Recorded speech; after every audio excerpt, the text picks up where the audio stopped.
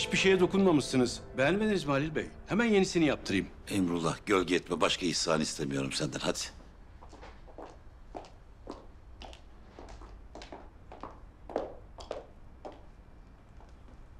Pardon. Biz geçelim mi şöyle?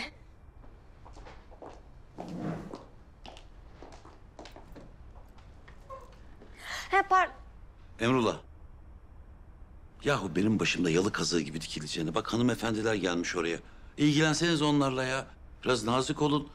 Ben anlıyorum şimdi neden sizin dükkan boş. Hadi. Hemen ilgileniyorum. Buyurun, hoş geldiniz. Buyursunlar. Teşekkürler. Buyursunlar. Teşekkür ederiz.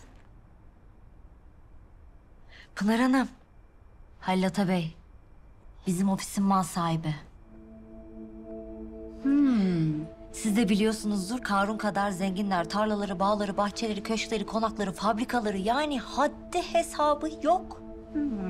Halil Bey aslında Ata Beylerin damadı. Onların soyadını aldı. Yani adam iç güveysinin dibi.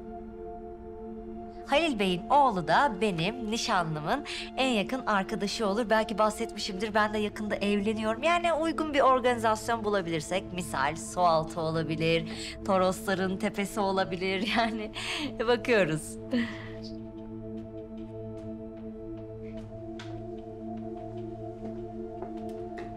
Halil Bey, siz olmasanız kimse bizimle ilgilenmeyecekti. Rica ederim. Ne demek? Afiyet olsun. Tanışalım o halde. Ben Pınar Çağlayan. Memnun oldum.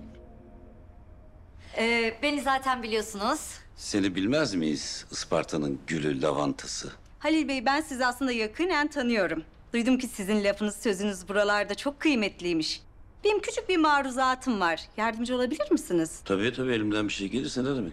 Biz çarşı içinde Nurbanu Hanım'la birlikte bir ofis tuttuk. Yalnız mal sahibi o kadar fahiş bir kira istedi ki... biz de ödemek zorunda kaldık. Bak görüyor musun? Bunlar yüzünden Isparta'nın, Eğirdir'in adı çıkıyor. Hep rantçı bunlar hanımefendi. Kimmiş bu? Tanıyor muyum ben? Eğer tanıyorsam elimden bir şey geliyorsa seve seve yardımcı olurum size. Söyleyin. Halil Atabey. Anlamadım. Evet, sizden bahsediyorum Halil Bey. Hani sizin şu çarşı içindeki yerinizden.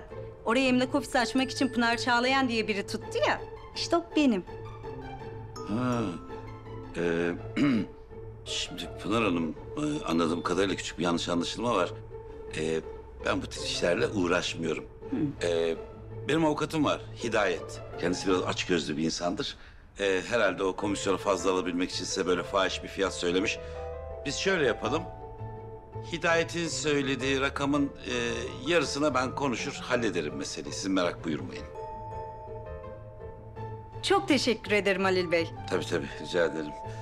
Sizin gibi müteşebbis hanımlara yardımcı olmak bizim boynumuzun borcudur. Buyurun ayakta durmayın, oturun. Teşekkür ederiz. Görüşmek üzere. Emrullah. Hesap alma onlardan.